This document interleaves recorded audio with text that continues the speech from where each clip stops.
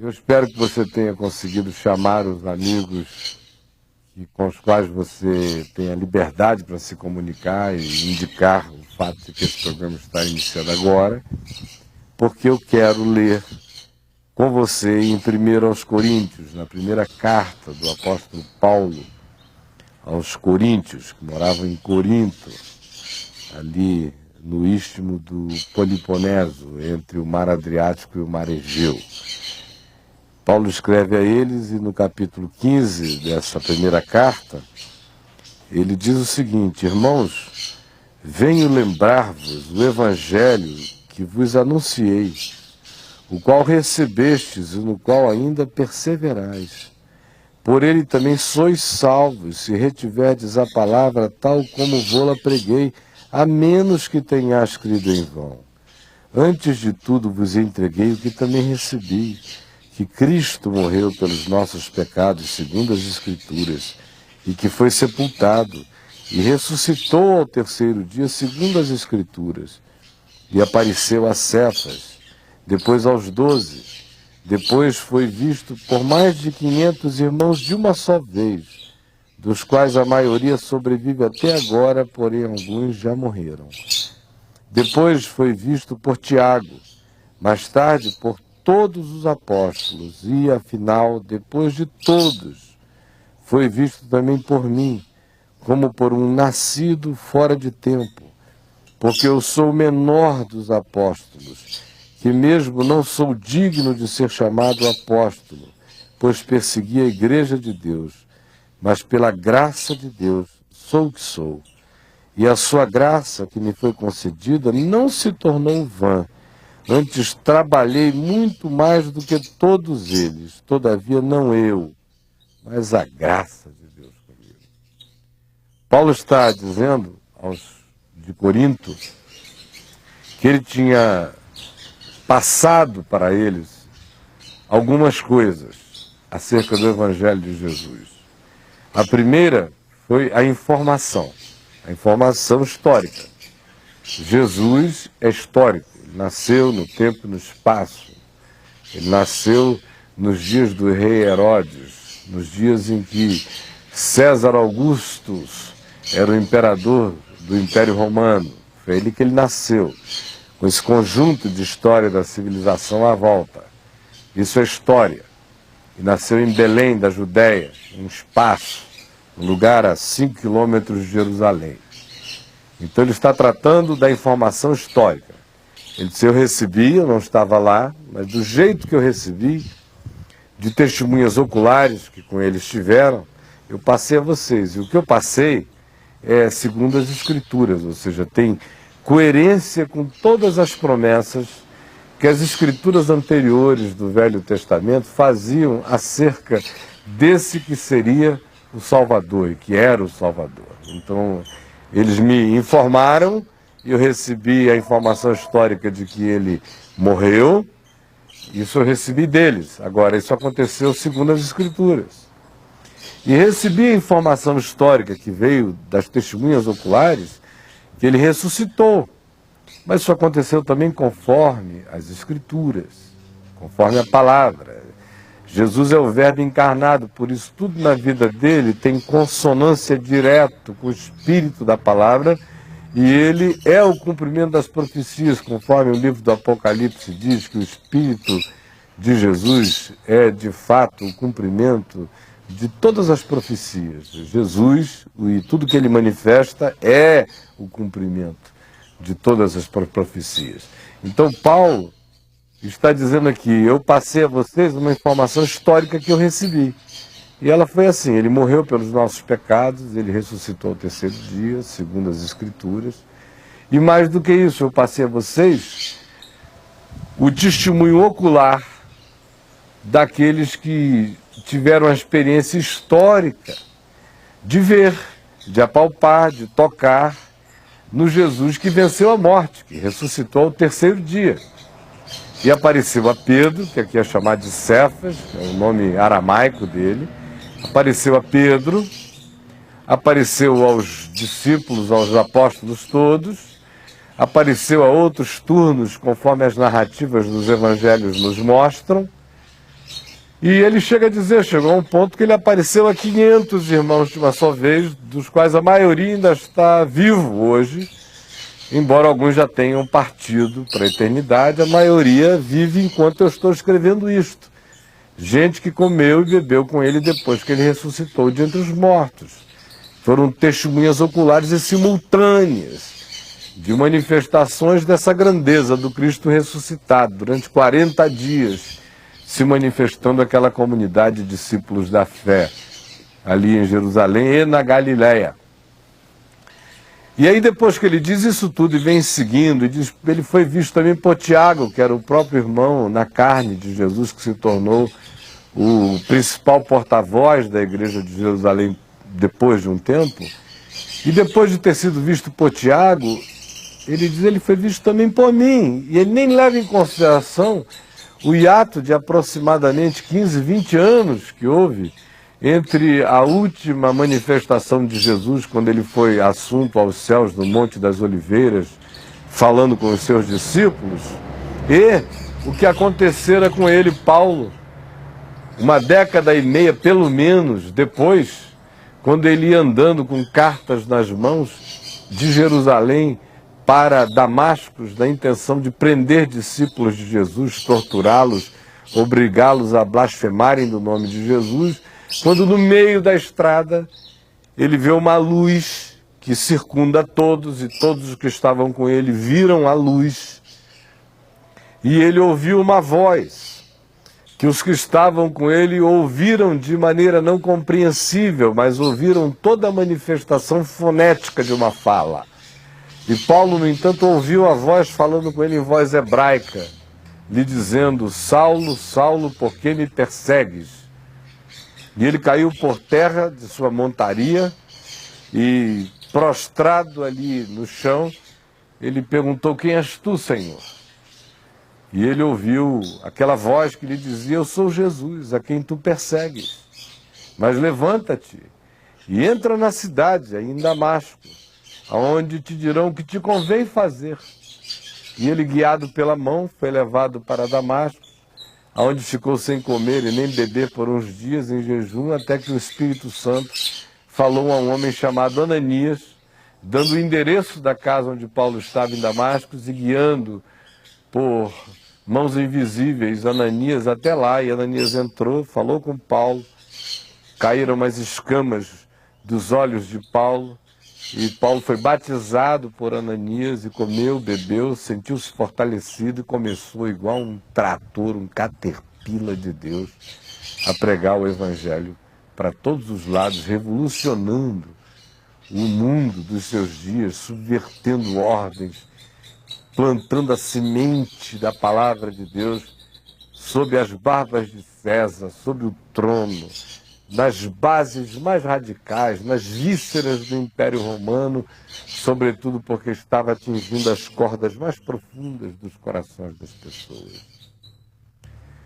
De modo que ele, sem levar em consideração nem esse ato de 15 anos, nem a ascensão, que no certo sentido dá uma espécie de formalidade, a ida de Jesus aos céus em glória, fecha esse período de 40 dias entre a ressurreição e a ascensão.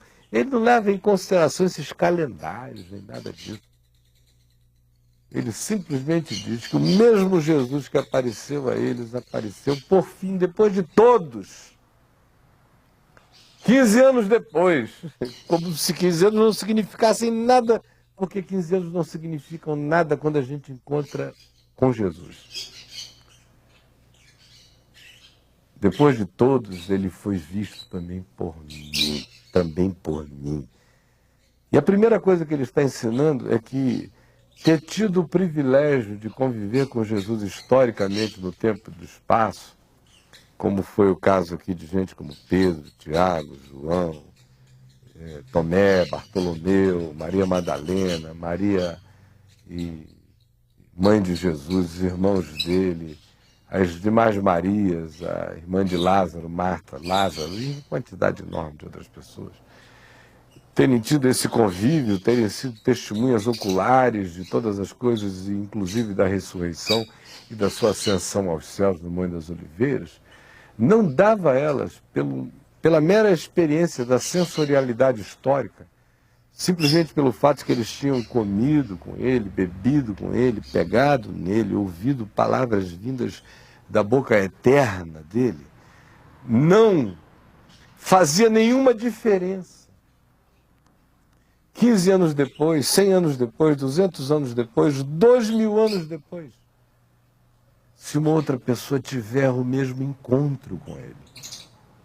Por isso esse gap, esse espaço de 15 anos é desconsiderado por Paulo. Ele não leva em consideração nem a agenda religiosa que se fez depois do Cristo que sofre, do Cristo que morre, do Cristo que ressuscita, da Semana Santa, do Cristo que ascende aos céus.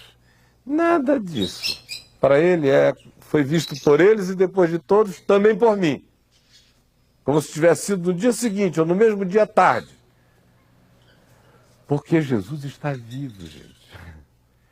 Só se Jesus estivesse morto, é que esse pessoal aqui que o viu de modo ocular, histórico, espaço-temporal e sensorial, é que teria um privilégio adicional sobre nós.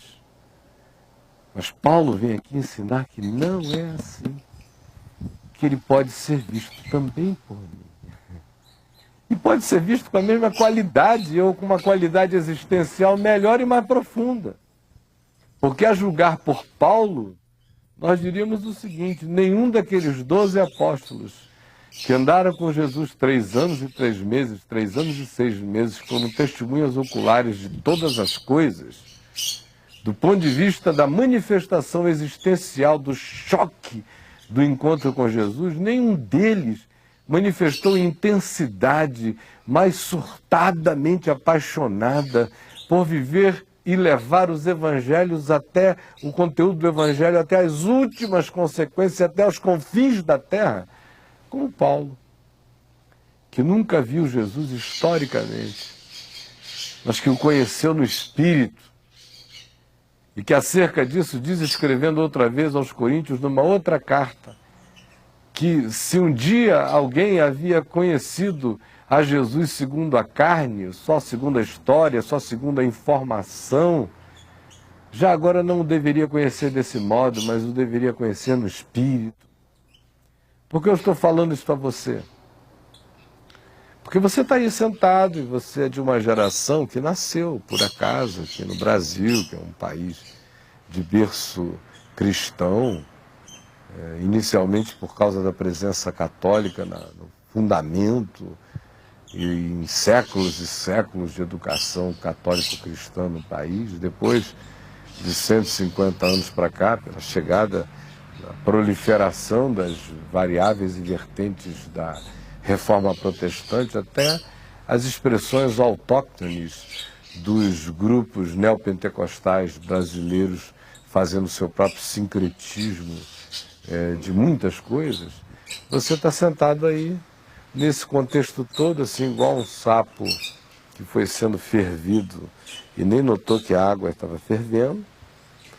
E quando você nasceu, dependendo de onde foi, batizaram você, ou se algum dia você teve uma crise de consciência, ficou muito doído, fez muita besteira, e aí ouviu dizer de um amigo seu que tinha ido para uma igreja evangélica, aí você ficou curioso e acabou indo com seu amigo até lá, e aí viu uma chance de mudar de vida e ficou, e aí disseram para você que mudar de vida em Jesus agora era ir sempre à igreja, era ler a Bíblia, se você puder, o tanto quanto possa, era poder ouvir os programas de rádio da igreja no rádio ou na televisão. Se você quisesse mostrar consagração a Deus, você deveria se envolver com os departamentos internos da igreja, e aí você deveria ou cantar no coro, ou num grupo de louvor, ou se tornar líder do louvor, ou um dos líderes do grupo de louvor, ou do grupo de jovens, ou do grupo de mulheres, ou da reunião de oração, ou da visita hospitalar, ou presidiária, ou de qualquer outra natureza. E que se você ficasse assim muito próximo do pastor, da pastora, dos líderes visíveis deste grupo, você, podendo servi-los, você estaria recebendo bênçãos maiores de Deus ainda. E você creu nisto e está frequentando o grupo, é tudo muito bom, é gostoso, as pessoas estão lá, depois que acaba tudo, vocês saem para comer uma pizza, para comer um sanduíche, ninguém fuma, ninguém bebe, é um ambiente assim extremamente calmo, controlado.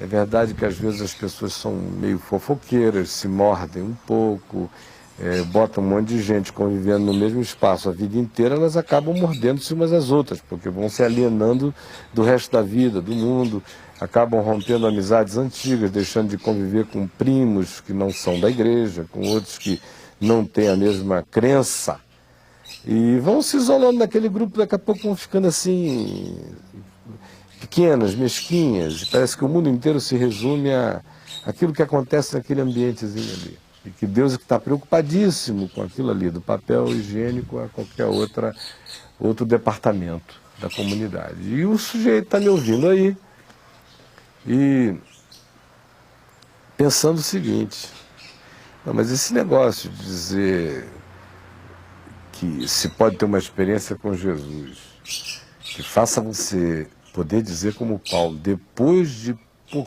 todos eles foi visto também por mim, é porque Paulo era Paulo. É o que dizem a você, não é mesmo? Tem gente que chega mesmo a dizer: você viu como aquele indivíduo era arrogante? Ele falou uma coisa que quase o comparava com o apóstolo Paulo, porque os católicos têm os seus santos oficiais, os evangélicos têm os seus santos emocionais e psicológicos, e Paulo é um deles. Assim como existe uma quantidade de pastores e líderes que são os santos das suas próprias igrejas.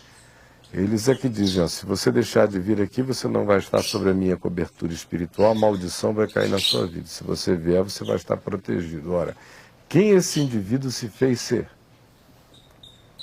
Ele figura entre os santos padroeiros, os bruxos, os magos, os que acham que podem estender uma manta de proteção sobre outras pessoas. E os que creem nisso se colocaram numa perspectiva de fé doente pagã, que não é nem fé, é crença, é superstição. Então a maioria está nesse estado, e por isso quando se fala de Paulo, eles ficam pensando logo em alguma coisa que vem assim no segundo escalão de Jesus. Jesus, Paulo logo embaixo, por ali. Assim como para os católicos, a Virgem Maria está ali, em pé de igualdade. Ela tem um poder de intercessão mais sério. Porque as pessoas nunca acreditam, e esta é que é a verdade, nunca, que o Evangelho é para todos. Que aquelas pessoas que encontraram a Jesus eram homens simples como você, eram pescadores, alguns eram indivíduos de reputação antiga não recomendada, alguns eram pessoas frágeis, alguns eram indivíduos sem horizontes, alguns eram pessoas amarguradas. Eles simplesmente encontraram Jesus. E quanto mais o efeito da realidade da pessoa de Jesus foi penetrando neles, mais transformados, alterados, revolucionados eles se tornaram. E quanto mais pela fé eles mergulharam no Evangelho com confiança, mais moldados segundo Jesus eles se tornaram, e mais do que isso, mais certos de estarem vivendo, respirando e comendo Deus eles estavam o dia inteiro. E é por isso que Paulo diz, 15 anos depois dos acontecimentos aqui de 1 Coríntios 15 sobre a ressurreição serem narrados, ele se coloca em pé de igualdade depois disso. 15 anos depois foi visto também por mim. E ele prossegue dizendo: porque eu sou o menor dos apóstolos, que mesmo não sou digno de ser chamado apóstolo, pois persegui a igreja de Deus. Ele se sentiu menor porque tinha perseguido a igreja de Deus, não porque tinha encontrado com Jesus 15 anos depois. Mas pela graça de Deus sou o que sou, e a sua graça que me foi concedida não se tornou vã. Antes trabalhei muito mais do que todos eles, os demais apóstolos. Todavia não eu, mas a graça de Deus comigo. E com essa confissão assim tão ousada, o que ele está dizendo é que esse espírito revolucionário dos apóstolos pode tomar conta da gente agora, não como um ativismo fazedor, mas como uma experiência existencial do Jesus ressuscitado. É disso que ele está falando. É possível que algumas das pessoas que tenham visto a Jesus ressuscitado de entre os mortos, portanto, no tempo, no espaço, ante a possibilidade tátil, ante a visibilidade, tenham tido infinitamente menos experiência do poder da ressurreição do que Paulo, que não teve a experiência do testemunho ocular do Jesus ressuscitado, mas quando encontrou com Jesus no Espírito e foi iluminado pela luz celestial, a grandeza daquilo tudo foi tão profunda nele que ele descreve aquela experiência de 3 modos. Ele diz que foi como a criação do mundo no Gênesis. Que ele andando em trevas e de repente Deus disse, haja luz e houve luz. E ele começou a ver, ele diz em 2 Coríntios, aqui no capítulo 4, ele diz, escrevendo a Tito, que encontrar Jesus para ele foi como quem estava numa represa com tudo reprimido dentro dele e de repente a graça de Deus arrebentou aquela represa de resistência e o rio da vida correu para o coração, ele diz. Superabundou a graça de Deus, usando um termo grego para designar o arrebentamento de uma represa. Ele chega e define isso tudo aqui mesmo, nesta carta aos Coríntios, nesse capítulo 15 que nós lemos, dizendo que o encontro dele com Jesus foi como o ser tirado do ventre da mãe por fórceps. Quando ele diz que depois de todos foi visto também por mim que nasci como um fora de tempo. A expressão grega é trauma. Nasci no trauma, estava em sofrimento e a mão de Deus me arrancou dali. Esse é o significado de algo que pode se repetir em mim, que eu tenho visto se repetir na vida de muita gente, na minha própria existência, de modo que se eu encontrasse com Pedro, ele seria meu irmão. Eu sei que ele conhece a quem eu conheço, que ele conheceu aquele que eu conheço, que também foi visto por mim e pode ser visto por você.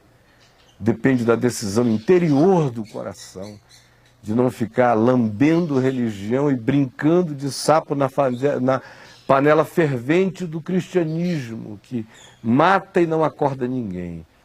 Mas se você tiver disposição de você mesmo ter a experiência de Deus, sabendo que Ele está vivo, ressuscitou de entre os mortos, por isso eu não preciso fazer nada, basta você crer e invocá-lo, e começar a ler a palavra dele, e pedir que Ele se revele a você, Ele vai se revelar a você aí onde você está. Disso eu tenho certeza absoluta, porque Ele foi visto também por mim. E eu estou dizendo a você aquilo que eu conheço, aquilo que eu experimentei.